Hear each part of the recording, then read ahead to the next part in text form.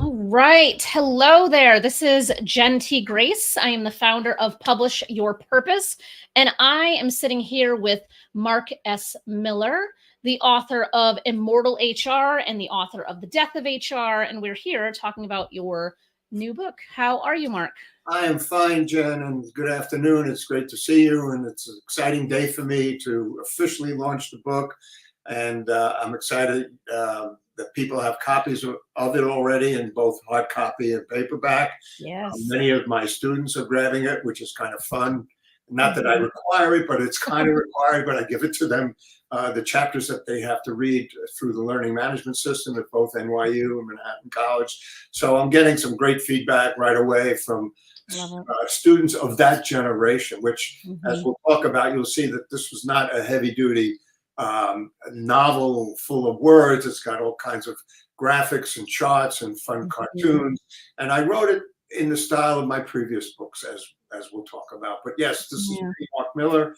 I do my consulting. I teach. I speak about HR and HR technology, and it's a lot of fun to have this book as one of my signature things. It sure is. And so before we get too far, I am going to play this fun little video that you created. Let's see if we can have technology work on our behalf today. We got to start from the beginning. There we go. All right, there we go.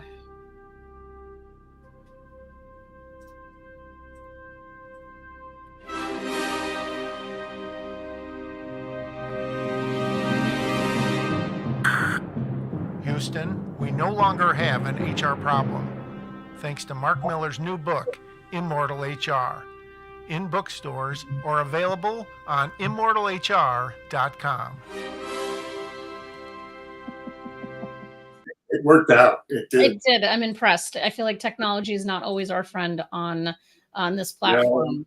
I have to give a plug to my friend Jack Shaberg out of Michigan, who's my videographer, and he's been with me for a number of years. And every time I'm making a major speech, he's in the audience, or he takes the video, raw video, and cleans it up. And he's done a couple of the clips of me talking about Immortal HR and even the death of HR. And it's fun to have that resource. And he's creative and I'm creative. So I had this crazy idea about a launch, obviously. So the idea of a rocket, but it's tough to just stick a picture of a book on the cylinder as an actual rocket picture is going up. So he had this great animation stuff that he plays with, and he built the rocket and he stuck it on the nose. And then I did find this Tesla image. This was when Elon Musk actually put into orbit a Tesla showing that spaceman. It's called the Spaceman. Any one of the viewers could look at it. And I said, oh, this would be cool if I could put the book alongside the Spaceman, which was a real spaceman, not a human, but a dummy. And we couldn't quite do it, but we dropped it into the dashboard. So it was just a lot of fun to do. And you know what? This whole process with your team, and I must say my developmental editor, Connie Mays, and my graphic designer, Allison Newsom, just the whole concept of how the book came together and having it written in a style that I knew would be attractive to Gen X and Y, more so than any other, quote, supplemental text, which I was pleased to learn that both the colleges where I teach and the university bookstore system has said this is worthy of it being a textbook. So let's adapt it. And anybody wanting to teach human resources management and HR technology can find this book and adapt it for their classes anywhere in the world, I'm told. So I'm waiting for that to happen, and maybe it will. That'll be fun. That is ultimately the goal. So I want to kind of start. So if we go back in time, I don't want to focus on your first book, but if we go back in time, we partnered together back in 2018 on your first book, which is The Death of HR, Who Killed Harriet Rose Job.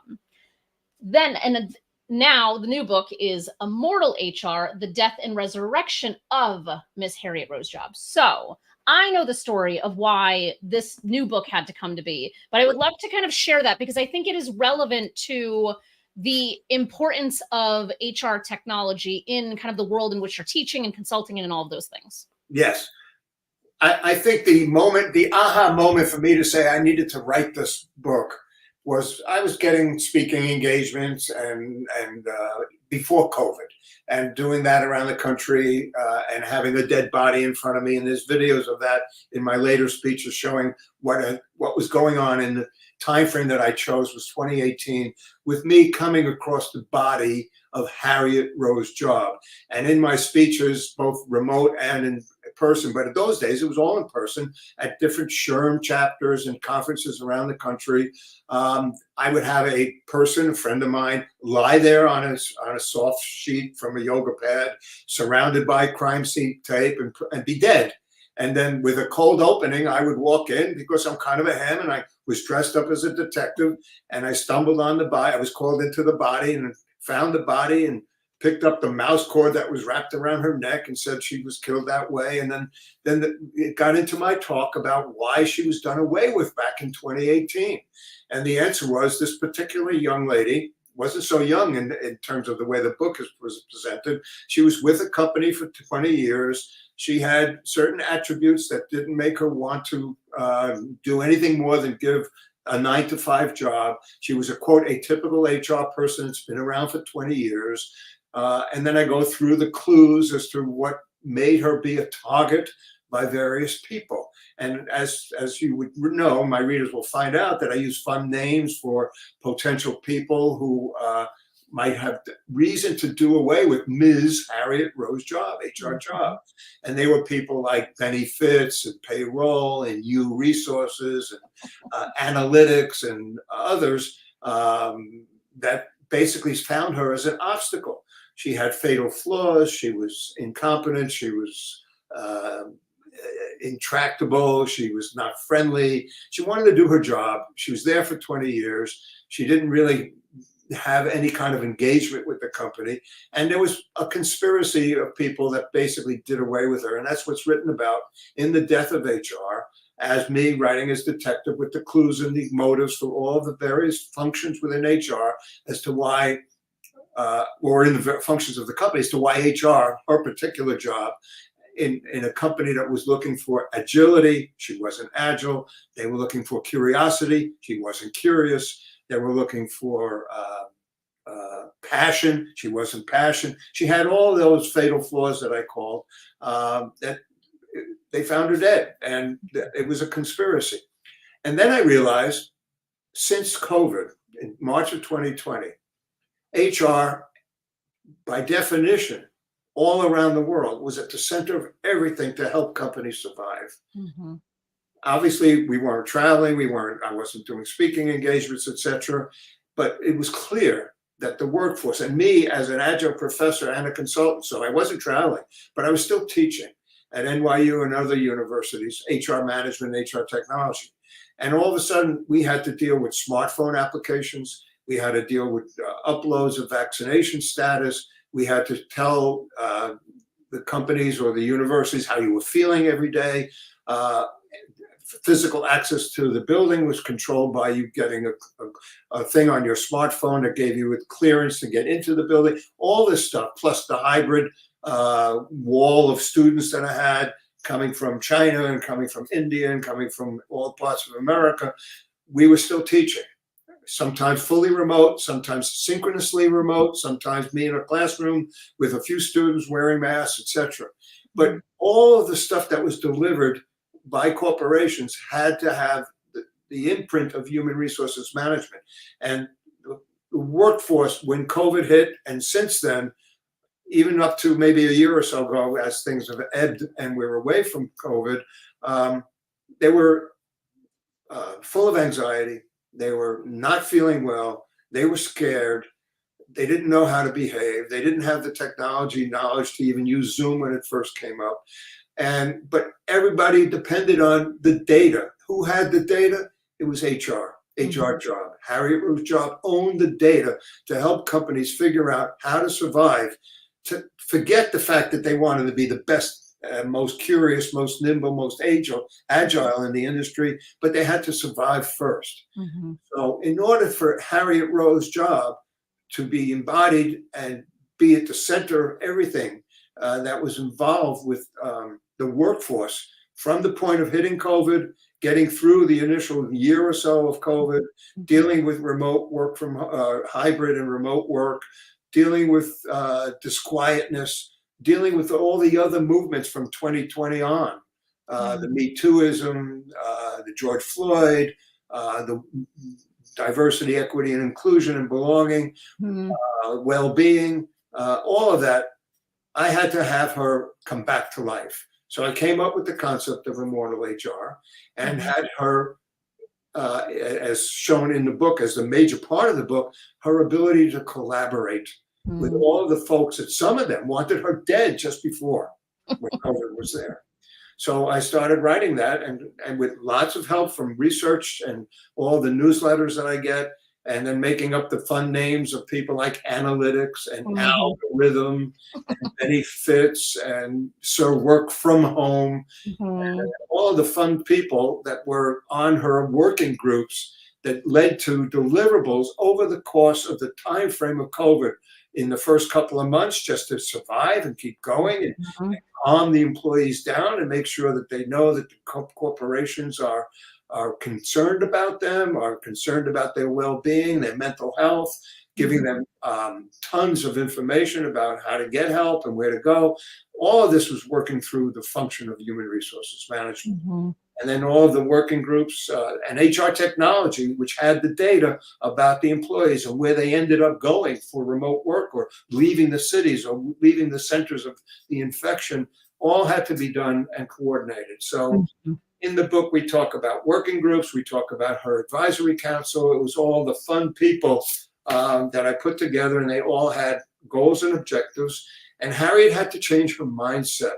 All about the mindset of Harriet, because before she was not caring, not inclusive, all those fatal traits that she had right away. So she resurrected herself by embracing a new mindset.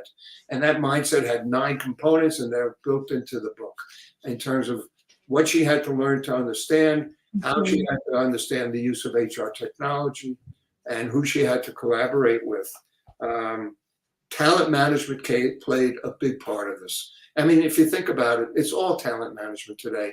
And a good part of the talent management is the use of generative AI. So just the last 2 years now, almost 2 years, ChatGPT came to the public's knowledge.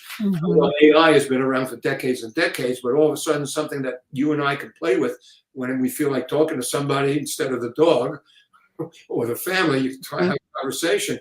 But ChatGPT and generative AI and really impacts HR tremendously, mostly in the area, I believe, in talent management, recruiting, acquisition, career journeys, all of that. And there's bias issues that we have to worry about and negatives to that. But all of that has been put into the book, too, because one of her working groups was dealing with HR technology. So one of the characters was Henry R.I.S., H-R-I-S, and shareholder and analytics and algorithms, as I said. So everything happened since 2020, besides COVID, with the proliferation of generative AI and where it's taking us today, robotics and all of that. So that became the impetus for putting the book together, and also for seeking out the approvals from the universities where I happen to do also adjunct teaching instead of my consulting on HR technology. And with the sources that I have and the readability, they said, yep, it's definitely equal to a good supplemental textbook, and they've allowed it to add to my syllabus. It's amazing. Which, by the way, I want to announce that for this book launch, Jen has allowed me to come up with a discount code. If you go to the website, immortalhr.com, built for the book, immortalhr.com, and enter PYPMSM, you'll get 10% off on the purchases of this book. Jen, I have.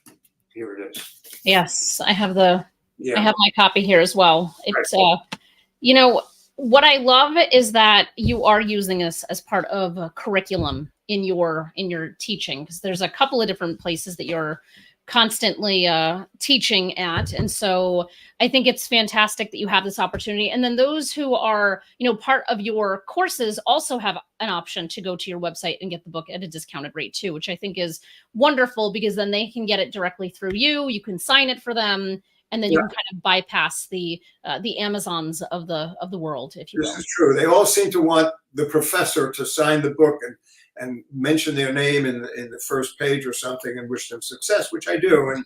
And they get the bookmark, which is kind of fun as well, that I created. Jen has that there. Yeah. It's a lot of fun. And the book has cartoons. It's got fun quotes. It's got great research.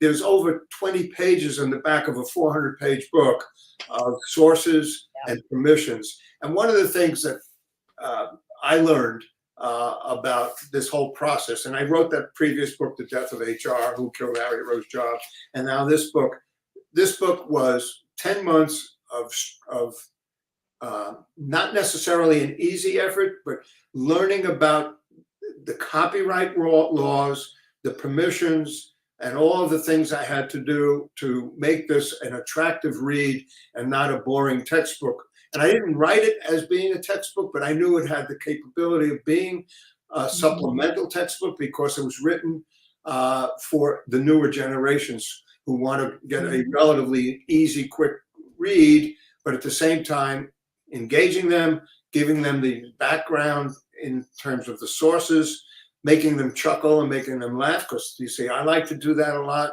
The website Immortal HR has the fun stuff on it as well. ImmortalHR.com. You could see some of the selected cartoons that I chose, and everything had to be permissioned. And my developmental editor kept my feet to the fire. Every picture, every comment, every quote had to be clarified and cleaned up and gained permission, which as my publisher, you knew, and that's why we came together. And so the effort is great, and I love it. And I didn't write it for profit making. I wrote it for educating people on the power of HRJOB and its use of technology of all kinds. Yeah. And what's interesting is that it is 400 pages. So there's that. Yeah. But at the same time, sometimes you pick up a 400-page book and you are immediately overwhelmed because it's just massive and it's hard to get through. But I feel like the way that this is designed, the way it's laid out, the amount of charts, graphs, images, supplemental kind of just notes in here, there's a lot of big font, a lot of big text. So even though it is a larger book, I find that it has a very easy to read feel to it. Yes. Which is hard to accomplish.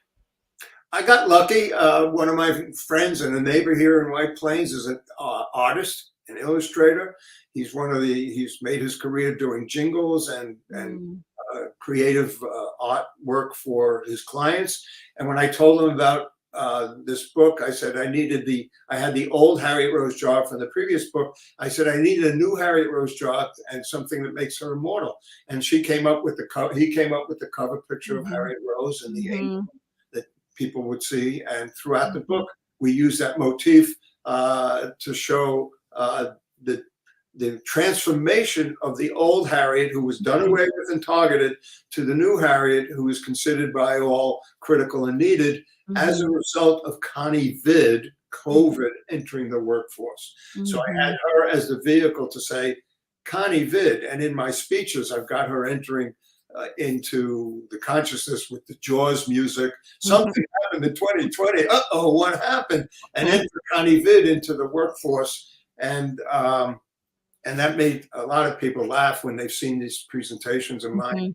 And it makes me still chuckle when I get a chance to be in front of a live audience. It's a lot of fun. And in before COVID, when I did the death of, just the concept of me walking in and finding the body and being over, just, people said, oh, are you ever in Hollywood? I said, only to work with a client. Yeah. But I've always enjoyed the opportunity to share knowledge in a fun way. It's very theatrical, which I think is fun, right? Because it takes the learning to a different level versus just having it be someone standing at a podium and just kind of talking at people. Right. And that's a great description. I haven't put it towards the book, but it is consider the theatrical Mm-hmm. approach to the content. Mm-hmm. And the content is ever changing. That's a concern that this book has to stay on top of it. And the day I said no more, that was just a couple of months ago until we went into production. But I had to keep track of the things that are going on with artificial intelligence and the return to office and the data and the statistics showed how companies behave and perform with a hybrid workplace or without a hybrid workplace. Yeah. It never ends. But I don't think I could write another book after this. I was just going to ask you that because the first book was, 200 pages? Yeah. Just under 200 pages. This one's double. So does that mean we will get a third book that is 800 pages? I hope not. I hope not. I'm happy to keep this one as it is and write more articles and maybe develop some more speeches and have this book still be timeless. And I don't think anybody wants to write an 800 book except somebody's writing a scientific textbook or something. Yeah. This is human resources. I mean, it's funny that I did use the rocket on the launch, but I talk to my classes and I talk to my colleagues and we talk about metrics, which is in the book as well. This isn't rocket science, to say the analogy. I mean, there's human resources management. It used to be, I'm going into HR because I like people. But it has changed so that the function of human resources management has to have strategic expertise. And even that changed to strategic business expertise, using the technology of analytics to do predictive analytics and even prescriptive analytics. We've got a good trend. How do we keep it good for the next 2 years? Well, that's the prescription for actionable insights and activities and initiatives that's run through HR that deals with the workforce in terms of their progression, their succession, the 9-box model concept of performance versus potential. And when you're low, medium, high, you got 9 boxes. So we cover that in my talks, in my classes, about how to move employees who are great at something, but not necessarily yet a leader. And what are the things to move them into that top right box, which is high potential and high performance, as opposed to being the lower left box, low performance and potential. Guess what? People call them dead wood and get rid of them. And this 9-box thing I found out has been a psychological tool for decades and decades. But now the vendors in the HR technology can generate all of this and put workforce into the boxes using artificial intelligence and algorithms and natural language and finding out who's happy at work and who's not. Such valuable information. That's what Harriet had to learn to embrace, to use generative AI. And in the book, I actually have the 10 commandments of using of generative AI, showing Moses holding the tablets. And the tablets, and then I asked ChatGPT to give me the 10 commandments of use of generative AI, starting with the words "thou shalt." And in my speech and in the book, it's in the and it was amazing to see what this stuff can do. That's what I wanted to impress my students in terms of HR is not just being a people-loving function; it's a strategic business function, and that's why. When I was handed a syllabus a year or so ago, right before I started to write, and they said, Mark, we want you to teach talent management in addition to human resources management. Take this syllabus and just teach it next month. And I looked at the syllabus. It was written in 2017. I said, I can't use a word of it. I realized I had to rewrite the whole syllabus. And I said, therefore, I'm rewriting the world of Harriet Rose Job. And here we are a year later, and we have this big, beautiful, gorgeous book. Thank you.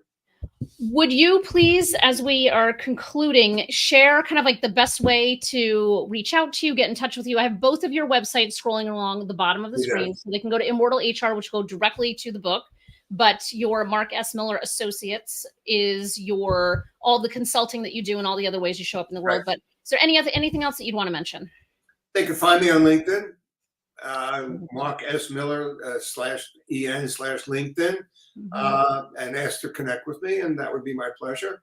I still have a landline here. You can't see it in the picture, but it's here. Anybody can pick up the phone and call me. It's on my website, or send me a direct email, which again will tell you that I am an aging boomer. I have an AOL email, so you can send me a note. It still works. My whole life seems to be connected with that, so it's just tough for me to port it over. So I'm easy to reach, and you know, it's just me, and I enjoy it. I'm looking for keynote speeches, by the way, to resurrect Harriet Rose Job and talk about how she became immortal. I was actually thinking of having some of my friends at various locations put on angel wings as I resurrect her and have her raise up. But I'm working on that. That could be very funny, especially if you get some plants in the audience to do that for you. That would have. Back to the theatrical, right? Like, it just makes for a better presentation when there's a little bit of humor and lightheartedness to a topic that, you know, isn't always like beaming with excitement. Yeah. I mean, on my website, you could find clips of me finding the body, and there's pictures of me sitting over the body or standing over the body and talking about how she was killed. And at one scene, my original Harriet Rose Job, who I will see at a SHRJOB chapter, she had a ball of paper in her hand lying there, and she came up with this idea, and I had to bend down and pull it out of her hand, which was stuck with rigor mortis. And then I unfolded it, and it was an Excel spreadsheet, and that got a good laugh. I said she was DBE, death by Excel, and that was hilarious. And she came up with that idea by preventing me from easily grabbing it from her wrist as she was lying there on the stage. It was really a lot of fun. Love it. Listen, if you can't have fun, why would you do this stuff, right? I know. I couldn't agree more. I have a team, a fun team like Jen and the people that work with me on the book, and her staff as well. Nothing could have been better. It was just great. Thank you for saying that. Yeah, you are a joy to work with because of the theatrical component. I think that always makes for a better experience. So I'm very thrilled that we have been a partner of yours for both of these beauties, which are both available on your website. And so, you know, if they buy it through your website, in addition to getting the 10% coupon, they also get it packaged in a very unique way. So we won't spread I won't share how, but they'll find out if they buy it directly through you. Okay, that's really cool. Everything's working great, and continued success for everybody that's listening, and for your folks at PYP. Thank you. And again, if you use the code PYPMSM, give me a day or two to set it up with my wonderful website person, Creep Andy, out of Washington, D.C. area. You'll get 10% off for many of your purchases. And you can tell your friends about it. My students are getting it too with a different kind of coupon, and my HR colleagues are getting it too. So I just want to spread the knowledge and be out there as a source for all of you listening in. Thank you, Mark. I really appreciate it. This has been fantastic. And obviously, as I've said, Mark is reachable at the websites below. But if at some point you miss the website, you lose it, feel free to reach out to me. I will connect you directly. Thank you. Thank you for your time, Mark. I appreciate it. And I will see everyone else at a later date and time with another launch. Thank you. Thank you. Thank you, everybody.